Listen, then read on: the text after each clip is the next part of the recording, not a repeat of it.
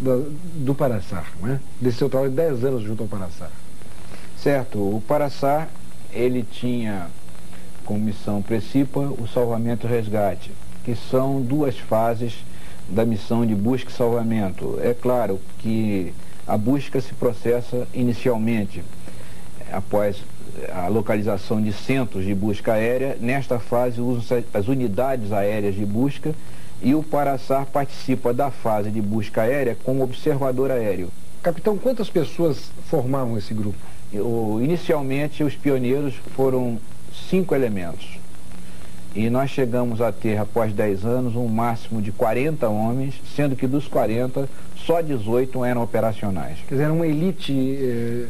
Era uma elite, considerando... Que tipo de treinamento vocês tinham? O Paraçar era indispensável. Primeiro, o elemento ser qualificado paraquedista militar, o que já é uma seleção rigorosa. Em seguida, ele tinha que se tornar um Paraçar operacional. E era um curso duro. Vocês terem ideia, o curso começava com 20 homens, terminava com 2 aprovados. As disciplinas básicas eram o treinamento aeroterrestre e o treinamento médico. O treinamento aeroterrestre, ele previa o lançamento, o salto, em qualquer tipo de terreno, a qualquer hora do dia ou da noite. O que requer do paraquedista um adestramento muito grande, porque o homem leva um determinado peso, que são explosivos, medicamentos, e é diferente do salto esportivo. A grande mistério para o paraquedista em qualquer tipo de atividade é a aterragem. E a aterragem, vocês vão de convir na copa de árvores elevadas, ou à noite em serras, montanhas, ou em alto mar, é sempre uma novidade. Cada salto era uma novidade. E o armamento era muito sofisticado que vocês usavam? Não, o armamento para uma missão de salvamento era mais quase que de efeito preventivo.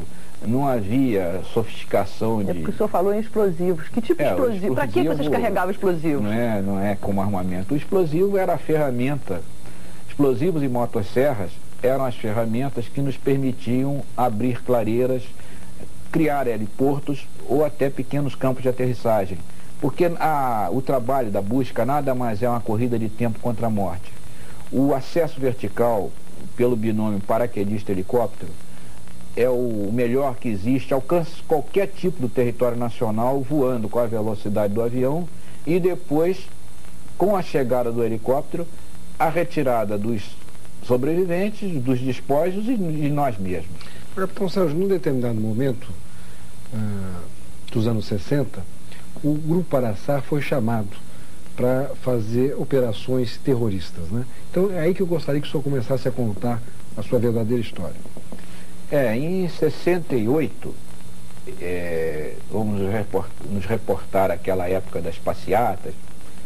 Houve um episódio em abril de 68 em que não estavam presentes aqui no Rio os 3 oficiais pioneiros, o capitão Guarani, eu próprio e o capitão Santos. O Santos estava em Manaus fazendo um curso, eu estava de férias e o Guarani estava em São Paulo numa fábrica paulista, Jubutaiga, fazendo um curso de motosserra. E houve um episódio onde o Paraçar teve uma utilização escusa, que foi participar das passeatas com a paisana, com identidades trocadas e procurar de maneira dissimulada atingir locais onde pessoas que fossem simpatizantes da passeata estivessem localizadas e essas pessoas, se necessário, seriam feridas mortalmente e até para a evasão desses elementos do Paraçar, eles usariam granadas defensivas que largam estilhaços. Eles antes foram identificados pela tropa do Exército no Campo de Santana. Foi uma missão que, felizmente, os homens do Paraçar não mataram ninguém, mas houve um trauma dentro da esquadrilha. E eu cheguei ao Rio dias depois desses fatos, tomei conhecimento dos mesmos, defini minha postura pessoal ante ordens semelhantes e então ficou decidido que eu era um elemento, que eu tinha me humanizado demais pelo tipo de trabalho que já realizava há 10 anos e que merecia de um endoctrinamento. Assim começa o drama do Paraçar. Bom, Nós vamos continuar a sua história, mas vamos antes ouvir aí um depoimento do professor Afonso Arinos de Melo Franco. Eu acho que há dois aspectos no procedimento do capitão Sérgio na questão que nós estamos nos referindo. O primeiro é que ele procedeu de acordo com os padrões de bravura e de ética da sua arma, da aeronáutica. A tradição da aeronáutica no Brasil é sempre de bravura e de ética. E o procedimento dele foi, portanto, um procedimento correspondente à tradição da sua arma. Em segundo lugar, ele simbolizou com a sua resistência às solicitações que estava sendo objeto, ele simbolizou uma resistência a um processo de terrorismo.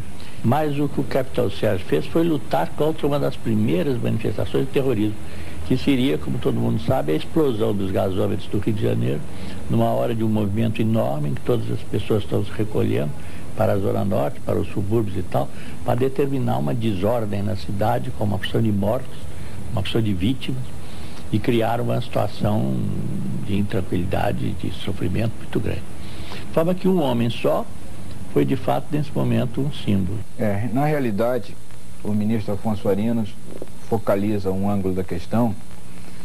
Foi um momento dramático. Com aquela minha resistência lúcida, obstinada, quase suicida, eu tinha plena consciência de que aquele era um momento importante na nossa história. E senti rapidamente isso quando, dias após a minha atitude, eu tive apoio imediato de grandes mitos militares que eram bem mais idosos que eu, como o Marechal Cordeiro de Farias, o Brigadeiro Eduardo Gomes. Mas como é que foi, capitão? Os seus superiores lhe chamaram e pediram ao senhor fazer o quê? Saga do Colorado, a aventura continua. Amanhã, 10h20 da noite.